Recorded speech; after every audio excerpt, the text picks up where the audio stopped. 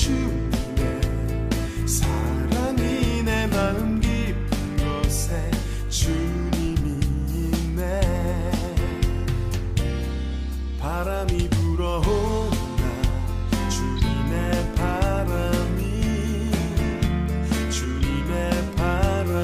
내 마음 깊은 것 같이 그 바람 타고 내 맘에 들어와 버렸네. 주님의 사랑이 내 마음 깊은 곳에 주님이 있네.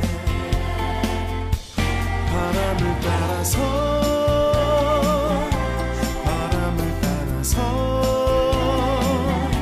주님이 가는 곳으로 나도 가네. 바람을 따라서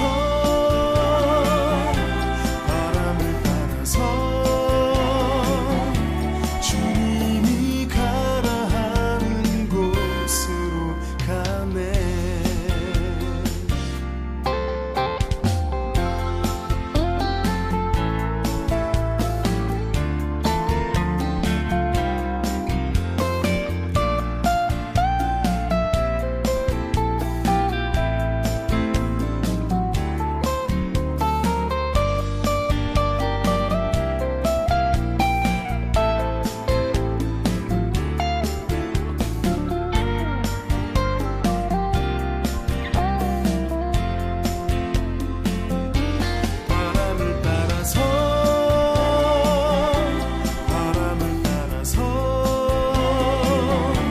주님이 가는 곳으로 나도 가네.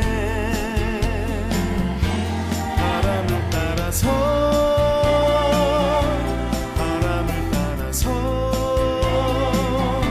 주님이 가라 하는 곳으로 가네.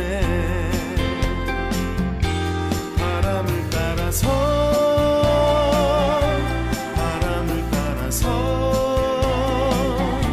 주님이 가는 곳으로 나도 가네. 바람을 따라서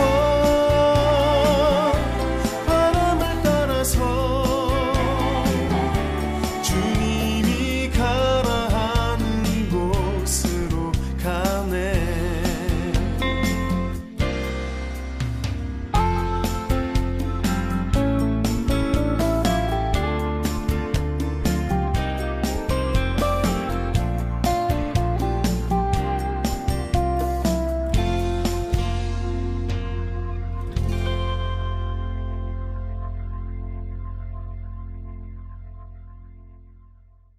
히브리서 9장 24절부터 28절까지 말씀.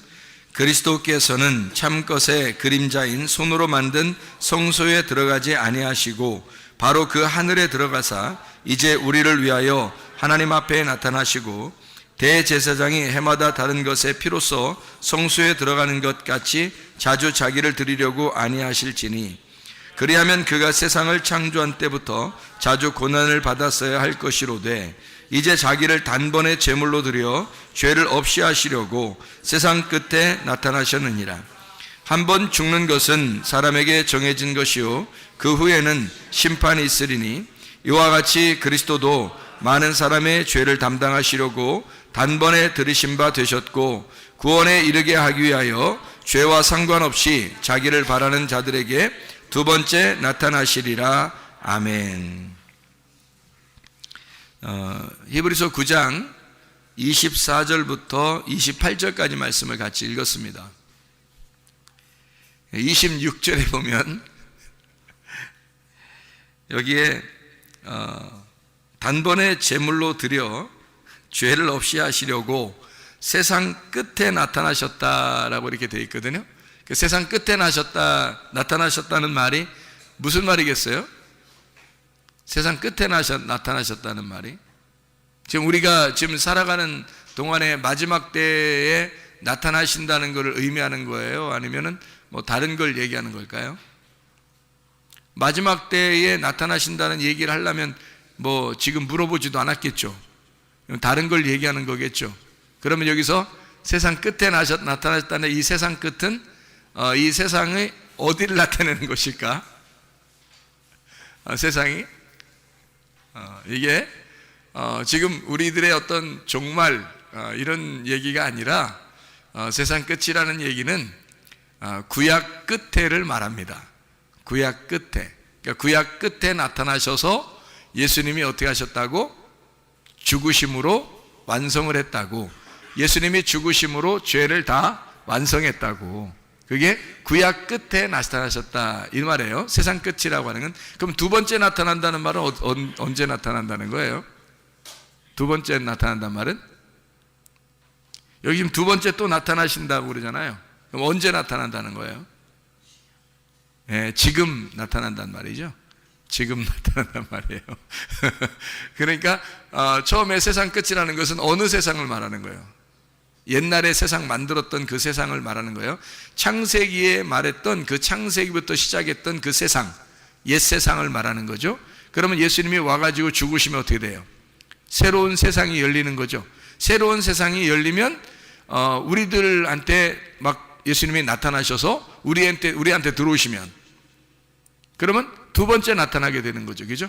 첫 번째 나타난 것이 성경에서 나타난 거고, 이 성경에서 내가 경험하게 되면, 내가 그 성경에 있는 예수를 만나게 되면 두 번째 나에게 나타나는 거잖아요. 그죠? 예, 그러니까 성경을 이렇게 보면 이해가 되겠죠. 그러니까 이걸 잘못 보면 어떻게 되겠어요? 뭐 세상 끝에 뭐 종말 뭐 다가왔구나, 뭐 두 번째 뭐 천년왕국 뭐 꼭 이제 이런 식으로 이제 해석을 해야 되겠죠. 그렇게 되면. 그런데 이게 그렇게 어려운 얘기가 아니고, 예수 그리스도가 옛 세상, 그러니까 옛 세상의 끝에 나타나셔서 그 옛 세상을 완성하시고 새로운 세상을 열었는데, 그 새로운 세상에서 나를 만나면 두 번째 만나는 것이다, 이렇게 이야기하면 앞으로 이루어질 것이 나를 만나고 나면 그 다음에 천국에 가는 것도 우리는 문제가 없겠죠. 이미 만났으니까 영원히 죽지 않는단 말이에요. 그러니까 두 번째 만나면 영원히 죽지 않게 되는 거죠. 우리가 주님을 만나면 뭐 이런 이야기가 됩니다. 다시 말하면 예수 죽음으로 모든 죄가 다 완성됐다, 이거를 여러분에게 지금 이야기하는 것입니다. 히브리서 9장의 말씀을 통해서요.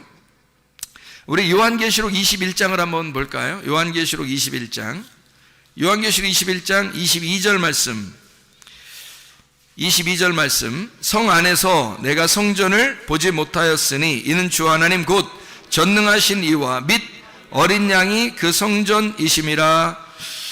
주 하나님 전능하신 이죠. 그리고 어린 양, 그러니까 주 하나님 전능하신 이와 및 어린 양이 여기 그 성전이 되신대요. 그러니까 성전이 지금 보인다 안 보인다? 안 보인다. 새 예루살렘에는 성전이 안 보인다. 그러면 어떻게 됐다는 얘기예요? 성전이 안 보인단 말은 새로운 세상이 새 예루살렘이란 말이에요. 새로운 세상이 새 예루살렘이니까 성전이 안 보인다. 어린 양이 성전인데 어린 양 대신 예수님이 안 보인다. 어떻게 됐다는 얘기예요? 죽었다는 얘기죠. 우리를 위해서 죽으셔서 세상을 끝내시고 새로운 새 예루살렘이라는 성전을 만드셨다, 그 말이 되겠죠. 네, 그렇죠. 이해를 지금 오고 있는 중이죠. 요한계시록 22장 17절 말씀. 22장 17절. 성령과 신부가 말씀하시기를 오라 하시는도다. 듣는 자도 오라 할 것이요 목마른 자도 올 것이요 또 원하는 자는 값없이 생명수를 받으라 하시더라. 여기서 누구와 누구가 말씀하시기를 오라, 그렇게 말한다겠죠. 성령과 신부가, 원래 성령은 원래 누구예요? 하나님이잖아요. 성령님은 하나님이시잖아요 원래. 근데 신부하고 같이 얘기를 하네요. 둘 다 같이 오라고 한다는 거죠. 그러면 성령이라는 하나님하고 신부하고 신부인 새 예루살렘하고 어떻게 됐다는 얘기예요? 둘이 하나가 됐다는 얘기지. 하나가 된 상태니까 둘이 얘기를 하는 거예요. 오라, 목마른 자도 와서 먹어라, 뭐 이렇게 마셔라, 뭐 이런 얘기하고 그러죠. 듣는 자도 오라, 목마른 자도 와라, 원하는 자는 값없이 생명수를 받으라, 뭐 이렇게 이야기를 하잖아요. 그죠? 생명수가 뭐죠? 생명수를 마셨네? 생명수예요. 말씀이죠? 진리의 말씀, 그거로 우리가 하늘나라에 산다는 그런 얘기죠. 그죠? 그러니까 성전이 하늘나라에 그 새 예루살렘에 보니까 성전이 안 보이더라라고 하는 얘기는 예수가 죽어서 하나가 되었다라는 얘기죠. 완성했다. 성전에 있는 성전과 신부가 하나가 되었다. 이제 그런 얘기, 완성됐다는 얘기죠. 그리고 여기에도 보니까 요한계시록 22장 17절에 성령과 신부가 말씀하시기를 오라, 그렇게 얘기하는 걸 보니까 둘이 하나가 되었다, 그 말이에요. 그러면 성령이시라는 하나님과 신부라는 교회가 서로 하나가 되면 어떻게 된 거예요? 그러면 둘이 하나 되면 뭐 더 이상 분리가 안 됐으니까 둘이 아니네, 나누어진 게 아니네. 그럼 둘이 같이 있다는 얘기예요. 그럼 왜 이렇게 같이 와서 같이 하는 말은 뭐 목마른 자는 와서 마셔라 그러고 값없이 마시라 그러고 그리고 뭐 또 듣는 자는 오라고 그러고 막 이래요. 그러면 들을 귀 있는 자, 뭐 성령이 교회들에게 하시는 말씀을 들을 귀 있는 자는 듣는다 그러잖아요. 그 들을 귀 있는 자, 그리고 목마른 자, 이런 사람들은 와서 목마른 것을 너희가 채우고 먹으라 그래. 그 말은 뭐예요? 우리 보고 뭐 하라는 거예요? 말씀 듣는 사람들 보고 어떻게 살으라는 거예요? 어떻게 살으라고? 뭐 와서 말씀 듣고서 불행하게 살으라는 거예요? 와서 말씀 듣고서 그냥 니네 인생 그냥 고난 가운데 살아라, 힘들게 살아라, 지금 그런 얘기예요. 여기 보니까 어떻게 살으라는 거예요? 행복하게 살으라는 얘기죠. 그러니까 하나님이 우리를 사랑하시니까 사랑의 목적이 뭐라고요? 행복이라고. 그러니까 행복하다. 제가 기도하는, 날마다 기도하는 것 중에 하나가 뭐냐면 하나님 우리들에게 건강하게 해주시고 안전하고 평안하고 행복하게 해주세요. 이렇게 4가지를 기도하거든요. 하나님 우리 모두 다 교회에 있는 사람들, 성도들, 또 우리 가족들 건강하게 해주시고 안전하게 해주시고 평안하게 해주시고 행복하게 해주세요. 이렇게 하나님 앞에 날마다 기도를 해요. 왜냐하면 하나님이 원하는 게 우리의 행복이니까, 하나님이 원하는 게 우리의 건강이니까, 하나님이 우리에게 원하는 게 우리의 안전이니까, 하나님이 우리에게 원하는 게 평안이니까, 하나님은 우리가 행복하게, 하나님이 완성했대요. 여기 완성했다고 우리 보고 너희들하고 나는 하나야. 이제 완성해. 내가 완성했기 때문에 하나가 됐어. 그러니까 우리 보고 뭐 하라고 그러냐면 너 행복해야 돼. 너 건강해야 돼. 너 안전해야 돼. 너 평안해야 돼. 그 말입니다. 그럼 우리가 그렇게 해야 되잖아요. 근데 우리가 사람 생각할 때는 어떤 마음이 드냐면 우리가 여기서는 좀 불행해도 우리가 믿음을 가지고 있으니까, 좀 불행하게 살아도 믿음을 가지고 있으니까 그래 좀 불행해도 믿음을 갖자. 믿음 가지고 살자. 그래서 나 불행하지만 나 예수님 잘 믿을 거야. 나 불행하지만 예수님 잘. 그러면 이제 그래 내 마음은 천국이지 뭐. 물론 그렇죠. 그래서 이 땅에서 좀 고난받고 힘들어도 하나님 나는 천국을 누릴 거예요. 아프고 문제가 있어도 늘 하나님 저는 마음의 천국입니다. 그러면 그런 천국은 하늘나라 가서도 있어요. 그런 천국은 하늘나라 가도 충분히 있는 거잖아요. 그러면 이 땅에서 일부러 우리 보고 너 불행하지만 마음속에는 천국이라고 생각하고 살아라, 이거예요? 하나님은 그렇게 우리 보고 나는 능력이 없어서, 하나님 예를 들어 하나님이 나는 능력이 없으니까 너희들을 치료할 수도 없고 너희들의 문제를 해결할 수도 없고 이 땅에서는 어쩔 수 없지. 너네가 고난받는 게 뜻이야. 고난받다가 어느 날 하늘나라 올라오면 나는 너희들을 행복하게 해줄 거야. 그럴까요? 하나님이? 그런 하나님이라면 어떻게 능력도 없는 하나님 우리가 왜 믿어요? 그런 능력도 없는 하나님을 생각해 보세요. 그렇죠? 그러니까 이 땅에서 우리가 하늘나라 가서 행복한 거는, 하늘나라 가서 평안하고 행복한 건 당연한 거예요. 그거는 우리가 기대하지 않아도 돼. 기대하지 않아도 그건 다 이루어질 거야. 그럼 우리가 기대할 수 있는 건 어디를 기대해야 돼? 이 땅에서 내 삶을 기대하는 거죠. 내 삶도 여기서 행복해야 되고, 여기서 건강해야 되고, 여기서 안전해야 되고, 여기서 평안해야 된단 말이에요. 이 땅에서 내가 그리스도를 믿었으니까 그리스도가 나의 건강이고, 그리스도가 나의 안전이고, 그리스도가 나의 평안이고, 그리스도가 나의 행복이 돼야 된다는 거죠. 그게 여기서 천국이죠. 여기서는 불행하게 사는 것이 하나님의 뜻이다? 이거 이상한 거잖아요. 성경에서는요 이렇게 됐어요. 믿음이 발전하는 사람이 뭐 심령이 가난한 자는 복의 천국이 저희 것이며 하면 시작해가지고 마지막에 되면 의를 위해 핍박받는 자는 복이 있나니 천국이 저희 것이며 했죠. 여러분, 병나는 게 하나님의 뜻이라겠어요? 성경에? 그게 아니잖아요. 의를 위해 핍박받는 게 하나님의 뜻이고 그것 때문에 천국이 주어진다 이렇게 얘기했죠. 의를 위해 핍박받는 게, 여러분 병나는 게 의를 위해 핍박받은 건가요? 여러분 안전하지 못해서 사고 나는 게 의를 위해 핍박받는 건가요? 잘 생각해 보시라고 이게.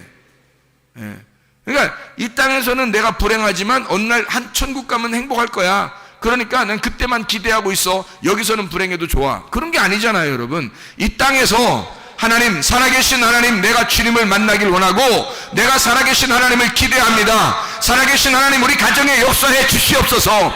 나는 살아계신 하나님을 믿습니다. 전능하신 하나님을 믿습니다. 우리 가정에 역사해 주시옵소서. 그렇게 이 땅에서 기도하라는 거죠. 기도가 뭐 필요했어 그럼 우리가? 저 하늘나라에 가서만 행복하다면 이 땅에 기도가 무엇이 필요하겠느냐 이 말이에요. 생각해 보시라고. 이 땅에서 행복이 필요하기 때문에 기도하는 거예요. 이 땅에 하나님의 역사하심을 기대해야 하니까 기도하는 겁니다, 여러분. 무슨 말인지 알겠죠? 그러니까 하나님 앞에 내가 하나님의 살아계심과 전능하심을 내가 믿습니다. 그런 이유가 있죠. 왜냐하면 하나님은 나를 행복하게 하길 원하시니까. 내가 행복하기를 하나님은 누구보다도 원하시니까. 그러니까 하나님 앞에 기도해서 받는 거란 말이에요. 그건 당연한 거죠. 이 땅에서 받는 거예요. 하늘에 가면 뭐 다 건강해요. 다 행복하고 다 평안해요. 하늘나라 가면 구할 필요도 없어. 거기는 어떻게 할 필요가 없어요. 그냥 그대로 살면 되는 거예요. 근데 이 땅에서는 안 그러죠. 이 땅에서는 하나님 앞에 기도하면서 하는 거죠. 우리가 그 기도하는 이유가 뭐냐고요.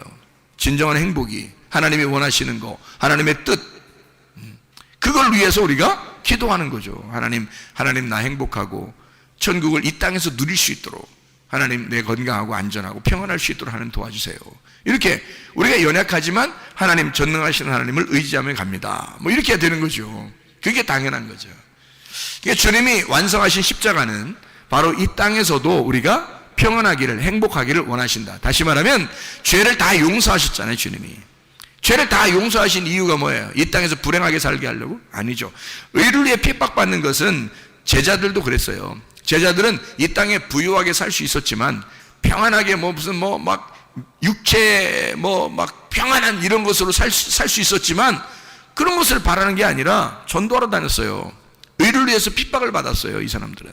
그것 때문에 의를 위해 핍박받았기 때문에 순교도 당하고 죽임을 당한 거지. 그러니까 천국을 간 거죠. 그죠? 이 땅에서 세상 것을 바란 게 아니란 말이에요. 근데 그렇게 세상 것을 바라지 않고 내가 의를 위해 핍박받는, 그냥 막 의를 위해 핍박받으려고 막 노력해요? 그런 거 아니라고요. 의를 위해 핍박받게 되면 의를 위해 핍박받는 거예요. 그리스도와 교회를 위해서 핍박을 당한다면 당연히 받아야죠. 그렇지만 우리가 죽는 거 말고는 우리가 이 땅에서 하나님을 믿는 사람이니까 당연히 건강하고 안전하고 평안하고 행복해야 된다. 그건 당연한 것이다. 그게 이 땅의 천국이니까. 그게 이 땅의 천국이니까. 그러니까 병나는 거나 가정에 문제가 생기거나 사업에 문제가 생기는 게 이게 하나님의 뜻이 아니에요. 그걸 오히려 이런 고난은 하나님의 뜻에 의하여 온 고난이니까 우리는 견디어야 합니다. 이렇게. 아니, 왜 견뎌요? 났을 때까지 기도해야죠. 문제가 해결될 때까지 기도해야죠. 그렇죠? 그건 기도해야죠. 왜 하나님의 자녀가, 왜 하나님 아버지가 나의 아버지신데 왜 우리는 그걸 견뎌야 되나요? 여러분의 부모인데 부모가 자녀가 아프면 견디라고 하겠어요? 너 끝까지 견뎌라. 부모가 낫게 해줄 수 있는데도 불구하고 너 견뎌야 돼. 그럽니까? 그러지 않죠. 자녀가 아들과 딸이 사업을 하다가 막 문제가 생겼어요. 막 힘들어하고 막 진짜 막 너무너무 힘들어해요. 부모가 능력 있으면서 너 좀 견뎌야 돼. 뭐 이럽니까? 그러지 않죠. 자녀가 결혼 생활에 가정에 문제가 생겼어요. 그러면 부모가 그 해결할 수 있는 능력이 있는데도 견뎌야 되느니라. 이럽니까? 그렇지 않죠. 부모는 그렇지 않아요. 그런데 하물며 하나님 아버지께서 우리한테 너 견뎌야 되느니라. 이럽니까? 아니에요. 그런 건 다 시험입니다. 우리에게요. 시험이 찾아온 거예요. 시험이 찾아온 거니까 이거를 통해서 하나님이 기다리시는 것은 뭐냐? 우리의 시험을 통해서 네 믿음을 확증해 달라는 것입니다. 너 시험을 당했잖아. 질병이나 가정의 문제나 사업 때문에 시험을 당했잖아. 어려움을 당했잖아. 그러면 하나님이 우리에게 바라시는 게 뭐냐면 이런 어려움 당한 거를 너를 하나님 앞에 믿음이 있는지, 이런 상태에서 믿음이 있는지, 네가 나를 정말 잘 믿고 있는지를 확증해 봐라는 거죠. 확증해 봐라. 그게 도끼마저예요. 확증해 봐라. 그래서 그리스도가 네 속에 있는지 너는 확증해 봐라 그랬죠? 그리스도가 네 속에 있는지, 그게 없으면 너는 버리운 자다, 이런 얘기했잖아요. 그러니까 아브라함을 이삭 드리라고 하면서 시험했듯이 그런 확증, 인정, 네가 인증받아야 되는 것처럼, 그 믿음의 인증을 받아야 되는 것처럼 너도 믿음에 대한 확증을 받아야 된다, 그런 겁니다. 하나님은 그것을 하는 거지 마귀처럼 막 시험하고 넘어뜨리려고 하고 그러지 않습니다. 우리의 욕심을 따라, 우리의 잘못을 따라 우리는 페이라조에 걸려요. 시험에 걸린단 말이에요. 하나님은 이런 걸 시험하지 않아요. 사람들의 잘못에 의해 시험에 걸리지만 하나님은 그걸 통해서 믿음을 확증하기를 원하신다. 너 믿음이 있는가? 너 믿음 있는 걸 좀 보여봐라. 하나님이 막 잔인하게 잔인하게 보려고 하는 게 아니라 믿음을 보일 때 믿음에 대한 레벨을, 네 수준을 한 단계 올려 믿음에 대한 단계가 넘어가야 된단 말이에요. 그러니까 건너가는, 믿음이 건너가는 것을 하나님은 어차피 성경이라고 말하는 겁니다. 믿음이 건너가야 되거든요. 애굽에서 광야로 건너가야 되고 광야에서 가나안 땅으로 건너가야 되거든요. 믿음이. 하나님이 그렇게 믿음을 건너가게 만드는 것이 하나님의 잘못입니까? 그렇지 않아요. 반드시 어린아이는 음식을 먹고 하나님의 양식을 먹고 자라나야 되기 때문입니다. 믿음이 자라나지 않으면 뭔가 문제가 있는 거죠. 이 아이가 태어나서 자라나지 않으면 부모가 얼마나 속상하겠어요. 자라나지 않으면 뭔가 문제가 생긴 거예요, 그 몸에. 그래 이 몸에 있는 유전자들을 켜서 이렇게 점점 자라날 수 있도록 만들어줘야 되겠죠. 모든 제공, 모든 환경을, 외부적인 내부적인 환경을 다 집어넣어서 유전자를 켜주고 성장하도록 만들어야 되겠죠. 그게 부모가 얼마나 걱정하겠어요. 하나님 아버지가 우리를 너 계속 성장하지도 못하면 어떻게 돼요? 레벨이, 수준이 올라가지 않아가지고 계속 믿음이 성장하지 않으면 이 믿음을 성장시키기 위해서 당신의 믿음을 본단 말이에요, 하나님이. 그 믿음을 보는 거예요, 여러분. 우리 그게 하나님이 우리를 미워해서 그런 것도 아니에요. 너의 시험을 통해서 하나님은 믿음 좀 보자는 얘기예요. 그 믿음 보여주세요, 그냥. 여러분, 뭐 어려워? 믿음 좀 보여주시라고요, 여러분이. 하나님 앞에 아브라함이 이삭을 드리면서 믿음을 보였듯이 여러분도 믿음을 보여주시라고요. 하나님 앞에. 하나님, 내가 하나님 앞에 내가 하나님 하나님을 믿는다는 그 믿음이 내가 있습니다. 나 하나님 믿습니다. 믿음을 보이라고요. 뭐 그렇게 어렵습니까? 믿음을 보이는 거예요. 순진하게 어린아이처럼 그 믿음을 보이라고요. 그럼 하나님께서 여러분에게 역사하실 줄로 믿습니다. 네. 자, 우리 성경을 한번 몇 가지만 한번 찾아보고 마치도록 그렇게 하겠습니다.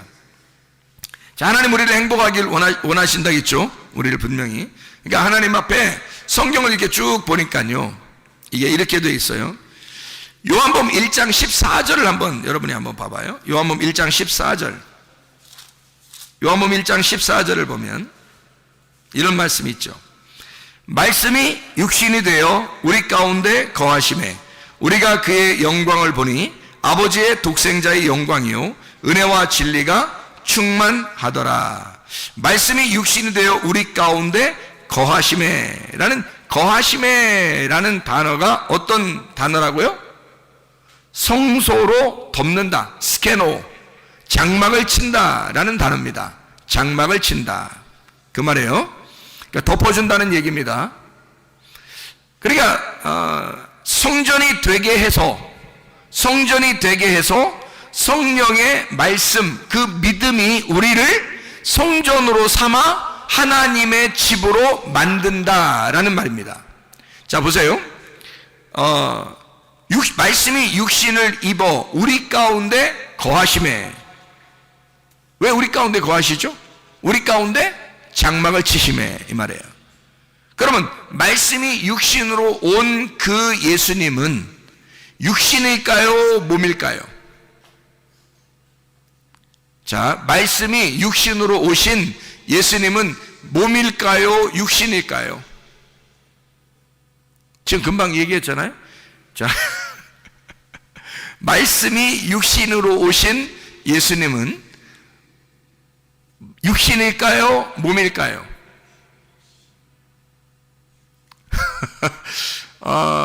육신은 뭐를 말할 때 육신이라 그러죠?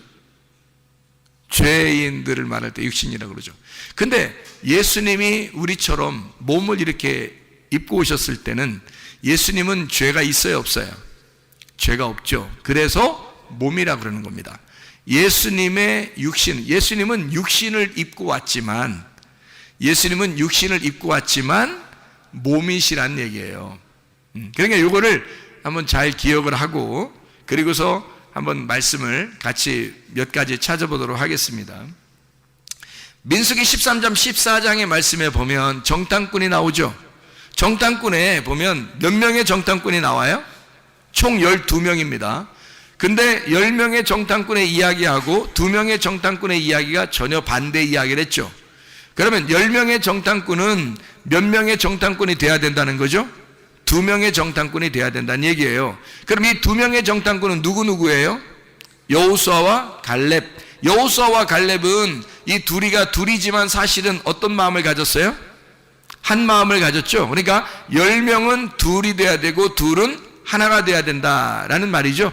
10은 둘이 돼야 되고 둘은 하나가 돼야 된다. 이게 10명의 정탐꾼에 대한 이야기입니다. 그죠? 그러면 2명이 하나로 일을 했던 사람들이 좀 있죠, 성경에. 예를 들자면 출애굽기에 4장 29절에 누구가 나올까요? 모세와 아론. 둘이지만 둘이 일하는 게 아니라 하나처럼 일을 하는 거죠. 둘이 하나처럼 일을 해요. 학개서 2장 4절에 보면 총독 스룹바벨과 대제사장 여호수아, 이 둘이 대제사장 여호수아는 모세와 아론과 여호수아와 갈렙 때의 그 사람들이 아닙니다. 여기 학개서니까 말라기 시대, 스가랴 말라기 시대, 학개 스가랴 말라기 그 시대의 스룹바벨과 대제사장 여호수아예요. 그러니까 둘이 같이 있어야 성막의 일을 하기 때문입니다. 성전의 일을 하기 때문에 교회 일은 대제사장이라는 여호수아하고 스룹바벨이라는 총독, 왕하고 제사장이 같이 있어야 하나의 그 주님의 일을 할 수가 있는 거예요. 모세와 아론처럼. 그래서 둘이 하나란 말이에요. 여호수아와 갈렙도 여호수아와 갈렙 둘이 정탐꾼이 둘이 한 짝이 됐잖아요. 모세와 아론도 한 짝이죠. 대제사장 여호수아와 스룹바벨, 총독 스룹바벨은 한 짝입니다. 이렇게. 이거를 한 짝을 뭐라고 이야기하냐면 베드로전서 2장 9절에는요. 베드로전서 2장 9절에는 왕 같은 제사장이라 그러는 거예요. 왕 같은 제사장. 그게 누구죠? 왕 같은 제사장이 누구예요? 나예요, 나. 내가 왕 같은 제사장이라고. 이래봬도. 그럼 여러분 앉아있는 여러분들도 왕 같은 제사장이지. 다 같이 왕 같은 제사장이지. 그럼 여러분이 누구란 얘기야 지금? 모세와 아론이 같이 있다는 얘기예요. 스룹바벨과 대제사장 여호수아 같이 있다는 얘기예요. 그렇죠? 예, 그러니까 왕 같은 제사장이라는 얘기는 내가 왕 같은 제사장이 된다는 얘기는 하나님의 일을, 하나님의 선한 일을 위해서 우리를 하나님이 택하셨다. 그럼 우리가 하나님의 선한 일을 위한 택함받은 백성이 되었다. 이게 왕 같은 제사장이다 라고 하는 얘기거든요. 왕 같은 제사장이니까 이게 둘이잖아요. 왕하고 제사장, 이 둘이 하나가 된 나란 말이죠. 그렇죠? 사도행전 1장 8절에는 뭐라고 되어 있어요? 사도행전 1장 8절에는 성령이 너에게 임하시면 권능을 받고 예루살렘과 온 유대와 사마리아 땅까지 이르러 내 증인 될 것이다. 성령이 너에게 임하시면 권능을 받아서 그래야 예루살렘과 온 유대와 사마리아 땅까지 이르러 내 증인 될 것이다. 이렇게 말을 했죠. 창세기의 2장 7절에 보면요. 창세기 2장 7절에 뭐라고 되어 있어요? 흙으로 사람을 지으시고 뭐를 집어넣었어요? 그 코에 생기를 집어넣습니다. 그러면 생기가 안에 들어간 거예요? 흙이 안에 있는 거예요? 생기가 그 코에 들어가서 흙덩어리 안으로 들어간 거죠. 그죠? 흙의 안으로 들어갔어요. 생기가. 그러니까 생기가 뭐라고요? 말씀이라고. 말씀이신 하나님이 흙이라고 하는 육신에 들어간 거죠. 말씀이 육신에 들어왔다. 이게 어디하고 똑같은 거예요? 그러니까 요한복음 1장 14절하고 똑같은 말씀이에요. 요한복음 1장 14절하고 창세기 2장 7절은 같은 말씀이다. 자, 무슨 말인지 알겠죠? 창세기 2장 9절에는요. 창세기 2장 9절에는 뭐라고 써 있어요? 예, 동산 에덴에다가 가운데다가 뭘 놓았어요? 예, 선악나무하고 생명나무를 놨는데 사실은 이 두 나무가 둘이 아니라 하나라 그랬죠? 그러면 어떻게 돼? 어디 안에 뭐가 들어있어요? 동산 안에 그러니까 있는데 나무가 어느 나무 안에 어느 나무가 있어요. 예, 선악나무 안에 생명나무가 있죠. 그죠? 선악나무 안에 생명나무 있으니까 사람들이 쳐다보니까 어떤 나무가 보인 거야? 선악나무가 보인 거지. 그래서 선악나무 먹은 거예요. 먹고 나니까 그 속에 뭐가 있어? 생명나무가 보이는 거예요. 근데 하나님이 그걸 막아놓는 거지. 누가 올 때까지. 구약 세상이 끝날 때 예수님 올 때까지. 그때까지 막아놓은 거지. 무슨 말인지 알겠죠? 그래서 선악나무 안에 생명나무가 있더라. 뭐 이런 얘기가 되겠죠. 창세기 2장 21절에는요. 창세기 2장 21절. 여호와 하나님이 아담을 깊이 잠들게 하심에 잠들매 그가 그 갈빗대 하나를 취하고 살로 대신 채우시고, 자, 누구 안에 누가 들어있어요? 아담 안에 하와가 들어있어요. 그러니까 남자 안에 여자가 들어있는 거지. 남자 안에 여자가 들어있다. 근데 여자가 들어있었는데 여자를 빼내니까 거기 하나 공간이 생겼죠. 뼈를 하나 빼내니까 그 공간 생기니까 그 공간에다가 뭐를 집어넣었다고요? 살로 대신 채웠다는 거죠. 그러니까 뼈 하나가 없죠. 그러니까 또 남자들이 또 뼈 세 본다 이렇게 하고, 남자가 하나씩 뼈가 없는지 생각. 우린 다 있죠. 아담만 하나 없는 거죠. 아담만 하나 없는 거지. 그 다음 애기 나면 하나 없이 태어나요 다? 그렇지 않죠. 그러니까 생각을 좀 해보면 알죠. 그죠? 그러니까 아담만 뼈가 하나 없는 거야. 하나 뽑아가지고 아담만 하나 없어요. 그러니까 뭐 사람 남자들이 막 네 뭐 갈비뼈요 뭐 여자 보면서 막 그렇게 얘기를 해요. 자기 다 있어요. 남자들 다 있습니다. 하나도 부족한 거 없어요. 아담만 하나 없는 거예요. 그러니까 여기 살을 대신 살이라고 하는 게 뭐예요? 살? 살살 얘기해봐요. 살이 뭘까? 예, 살이에요. 이게 뭐냐면 육체라는 말입니다. 육체라는 거거든요. 근데 이 살이 이제 히브리어로 바사르라고 그런다겠죠. 바사르. 근데 이 바사르라는 말이 두 가지 의미를 가진다고 했어요. 하나는 살, 육체. 하나는 육체, 하나는 복음이 되는 겁니다. 그러니까 육체가 죽으면 복음이 되는 거예요. 그러니까 예수가 말씀이 육신이 돼가지고 이 땅에 와서 죽어버리면 어떻게 돼요? 다 완성됐죠? 완성되면 그게 뭐가 돼? 그 살이 복음이 되는 거예요. 그러니까 이 아담 안에 뭐가 들어가 있는 거죠? 복음이 들어가 있다.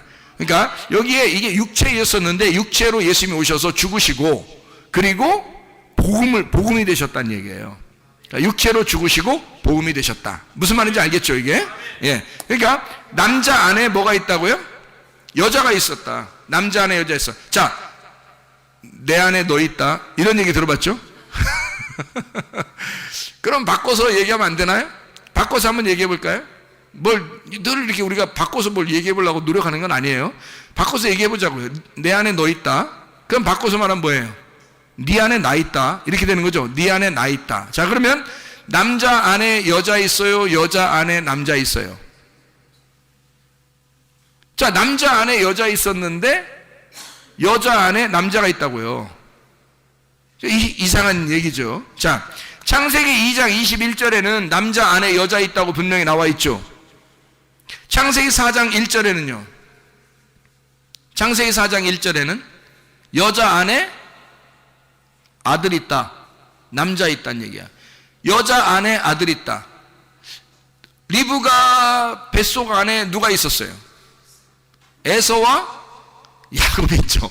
리브가 뱃속 안에 에서와 야곱 있잖아요. 그러니까 여자 안에 남자 있는 거죠. 그죠? 그것이 두 말씀을 설명하는 거죠. 두 국민, 두 민족, 두 말씀을 설명하는 거란 말이에요. 그러니까 남자 안에 여자 있고 여자 안에 남자 있다는 얘기예요. 자, 잘 생각해요, 여러분. 자, 그러면은 이 하와가 가인 만났어요? 아벨도 낳았어요? 아벨도 낳았죠. 가인 낳고 아벨 낳고 아벨 죽고 그 다음에 또 아들을 또 하나 낳았어요. 세 번째 셋. 하나 둘 셋 이렇게 낳았잖아요. 그래서 셋 이렇게 낳았잖아. 그러면 이 하와 뱃속에 가인 아벨 셋 이렇게 낳네요. 그죠? 그러면 원래 이 하와는 누구 안에 있었던 여자예요? 아담 안에 있었던 여자인데 여자 안에 남자가 생겼네요. 그렇죠? 딸들도 아니고 다 남자만 생겼어요. 남자만. 그러니까 남자 안에 여자, 여자 안에 남자. 자, 이거 어떻게 된 건가요? 성경적으로 이걸 풀어서 보면 예수님 안에 누가 있어요? 우리가 있죠. 예수님 안에 교회가 있는 거예요. 근데 교회 안에 예수님이 있는 거죠. 무슨 말인지 알겠어요? 자, 예수님 안에 교회 있고 교회 안에 예수님 있다. 자, 무슨 말이에요 이게? 서로 하나다 이 말이죠. 그러니까 여러분이 주님을 사랑하고자 한다면 교회를 사랑하시면 됩니다. 교회 사랑하면 그게 주님 사랑하는 거예요. 교회 안에 남자 있으니까, 교회 안에 예수 있으니까, 예수님 안에 교회 있고 교회 안에 예수가 있다 이 말이에요. 무슨 말이냐? 남자 안에 여자 있고 여자 안에 남자가 있는 겁니다. 예수님 안에 교회가 있고 교회 안에 예수님이 있는 것이다. 그래, 우리는 하나다. 그러니까 하늘나라 올라가도 새 성전, 새 예루살렘을 봐도 그게 성전이 보이지 않는 거예요. 왜냐하면 교회 안에 같이 들어와 있으니까, 성령님이, 예수님이 같이 들어와 있으니까. 예수님이 우리 안에 있단 말이에요. 성전이 우리 안에 있다고요. 그러니까 교회라고 하는 그 안에 예수님이 같이 들어와 있으니까요. 그렇죠? 무슨 말인지 알겠죠? 그래서 두 개가 하나로 다 설명을 해요, 자꾸. 자, 봐요. 창세기 9장 13절 보면, 창세기 9장 13절, 창세기 9장 13절 보면 뭐가 나오죠? 무지개가 나와요. 무지개가 어떤 식으로 나와요?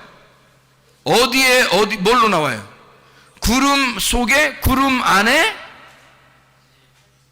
구름 안에 나오는 구름 속에 무지개를 뒀다는 거예요. 구름 속에. 그러니까 구름 안에 불이 있는 거죠. 구름 안에 불. 이게 무지개라고 그러는 거예요. 구름 안에 불. 구름은 뭘로 생긴 거라고요? 물. 그러면 무지개는 뭘로 생긴 거라고요? 빛이니까 불. 그래서 물 안에 불 있다 이 말이죠. 물 안에 불이 있다. 거기만 있나요? 출애굽기에 보면 구름 기둥과 불 기둥이 있죠. 그러면 구름 기둥 안에 불이 있고요. 그죠? 그러면 낮에는 구름 기둥, 이것이 변하면 저녁에는 불 기둥이 되는 거죠. 그러면 구름은 물층을 얘기하는 거고, 불이라고 하는 것은 빛을 의미하는 성령을 의미하는 거죠. 그죠? 그래서 물과 성령으로 거듭난다, 이런 얘기를 하죠, 성경에서. 그죠? 자, 그래서 요한복음 1장 14절에 말씀이 육신을 입어서, 함께 입어서 온다는 얘기예요. 그러면 성령이 육신을 입어서 온다는 얘기가 되겠죠. 그죠? 성령이 육신을 입어서 온다. 마치 불이 물을 입고 온다, 이런 얘기가 되죠. 그러니까 우리가 볼 때는 물인데, 그런데 그 속에 불이 있다는 거죠. 무슨 말인지 좀 이해가 되나요? 요한복음 2장 19절 21절에 보면, 요한복음 2장 19절 21절에 보면 성전이 곧 예수의 몸이다 이렇게 해요. 성전된 자기 뭐를 나타낸다? 요한복음 2장 19절에 뭐라고 되어 있어요? 요한복음 2장 19절, 성전된 뭘 말한다? 네. 성전을 헐어라 사흘 동안에 일으키리라 해놓고, 여기다 요한복음 2장 21절에 보면요, 예수는 성전된 자기 육체를 가리켜 말씀을, 아까 우리가 뭐라고 했어요? 뭐라고 했어요? 예수님이 육체를 입고 이 땅에 오면 몸이다 육체다, 몸이라고 그랬잖아요. 몸이라고 그랬는데 왜 육체라고 썼죠 여기? 여러분이 맞은 거예요? 성경이 맞은 거예요? 여러분이 틀린 거예요? 성경이 틀린 거예요? 이 거룩한 성경책에서 말이에요. 여러분이 맞는 겁니다. 여기 성경, 여기 지금 육체라고 말하는 것은요, 예수는 성전된 자기 육체가 아니라 예수는 성전된 자기 몸을 가리켜 말한 것이다 라고 소마라고 나옵니다. 예, 소마. 그러니까 이게 사르크스라고 안 나와 있어요. 사르크스가 육체거든요. 근데 여기는 소마라고 나와요. 그러니까 우리 죄인을 위해서 육체로 입으시고 오셨다는 걸 설명하려고 했던 거지, 사실 예수님의 몸 자체는 죄가 없어요. 그래서 자기를 몸, 성전된 소마라 이렇게 말한 거죠. 그러면 예수님이 자기 몸이 소마인데 성전을 헐어버리라는 거예요. 그럼 뭐 하라는 거예요? 너희들이 나를 죽여라 그런 얘기죠. 나는 죄가 있어서 죽는 게 아니라 죄가 없어도 너희들을 위해서 죽을 거다. 그러면 예수님이 죄가 없다는 것을 어떻게 알죠? 죄가 없다는 사실을 어떻게 알아요? 부활하시면 아는 거예요. 죄가 없기 때문에 부활하시는 겁니다. 죄가 있는 자만 죽는 건데 부활하심으로써 죄가 없다는 것이 증명됐단 말이에요. 부활하심으로써 자기가 죄로 죽은 것이 아니라는 사실이 증명되었다. 그러면 보세요. 예수를 죽인 자가 마귀인데 예수를 죽인 자는 뭐가 되는 거예요? 불법이 되는 거란 말이에요. 그래서 마귀는 불법을 행하는 자란 말이야. 불법이니까 예수의 이름으로 마귀야, 불법을 행하는 자야, 떠나가라. 왜? 예수가 부활하셨기 때문에. 예수는 부활하셨으니까 네가 예수를 죽이려고 했던 건 불법이라는 말이야. 그러니까 이 마귀를 대하여 여러분이 불법을 행하는 자야, 떠나가라 그러는 거죠. 왜냐하면 그가 예수를 죽인 건 불법이니까. 불법이라는 게 증명됐단 말이에요. 예수가 부활하시면서 예수는 성전된 자기 몸을 죽여 마귀가 그를 죽이지만 결코 그가 죄가 있는 분이 아니기 때문에 다시 부활해버렸다. 그러니까 예수를 죽인 마귀는 잘못 죽인 거예요. 잘못 죽였으니까 불법에 해당하는 거야. 그러니 그 마귀가 예수가 부활하고 난 다음에 얼마나 떨고 있을까. 지금까지 마귀가 지금까지 얼마나 떨고 있을까. 그런 떨고 있는 마귀, 뱀의 꼬리에, 흔들리는 뱀의 꼬리에 우리가 넘어진단 말이에요. 사람들이 그 시험에 걸려 넘어진단 말이에요. 여러분, 그런 뱀의 꼬리, 마귀를 너 불법을 행하는 자야, 이 불법자야, 내게서 떠나라, 우리의 가정에서 불법자야, 떠나라, 이러면 떠난단 말입니다. 무슨 말인지 이해가 되겠어요? 예수가 우리를 위해서 죽으셨고 죄 없으셨기 때문에 그가 부활하셨단 말이에요. 잘못 죽인 거예요. 한마디로 잘못 죽인 거야. 불법을 행한 거란 말이에요. 그래서 마귀는 불법자가 된단 말이죠. 그럼 예수는 왜 자기가 몸인데도, 소마인데도 왜 죽었는가? 왜냐하면 성경의 역사를 자기가 혼자 다 해결해야 되기 때문에 그런 거예요. 자기가 소마인데도 너희들이 해결할 수 있는 게 아니야. 성경의 인간의 처음 창조의 역사는 내가 시작한 거야. 그래서 내가 완성을 해야 돼. 내가 빚을 졌기 때문에 내가 그 빚을 다 갚는 거야. 그러니까 내가 다 이룰 거야. 너희들 하나도 손 안 대도 돼. 내가 다 완성할 거야. 그래서 소마인 예수님이 성전된 몸, 자기 혼자 옛 성전이 되어 파괴가 되시는 거라 이 말이에요. 자기 혼자. 그리고 성경은 예수님에 관해서 모든 것이 쓰여진 책이다라고 소개하는 겁니다. 요한복음 5장 39절에 너희가 이 성경에 영생을 얻는 생각 성경을 상고하거니와 이 성경이 곧 내게 대하여 증거하는 것이로다. 성경은 처음부터 예수 그리스도에 대해서 증거하기 때문에 예수가 완성을 해야 되는 거예요. 그러니까 예수가 하나님이 이 땅에 오신 말씀이 육신이 되어 몸으로 우리 가운데 거하셨는데 우리를 덮어주시려고 왔는데 그 덮어주신 그 몸으로 혼자 완성을 해야 되는 거예요. 사람들을 하나도 포함시키지 않고 자기 혼자 완성해야 되는 거예요. 그래서 예수가 예수의 십자가를 진 거예요. 그래서 모든 것을 완성하고 모든 빚을 다 갚았다는 거지. 다 끝난 거예요. 더 이상 우리가 갚을 빚이 없는 거야. 우리가 할 수 있는 게 하나도 남아있질 않아요. 여러분, 우리가 우리가 뭘로 속죄함 받겠습니까? 예수 피예요. 예수 피로만 속죄함 받는 거예요. 그 하나님의 아들의 피로 모든 속죄함을 받았어요. 더 이상 우리가 할 수 있는 게 없다고, 남아있는 게 없다고.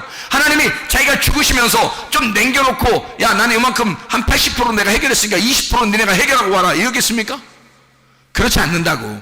100% 다 해결해 주시고 가셨다고요. 우리는 그 예수를 믿기만 하면 여러분 행복해질 수 있습니다. 예수만 믿기만 하면 그 예수 안에서 건강해질 수 있습니다.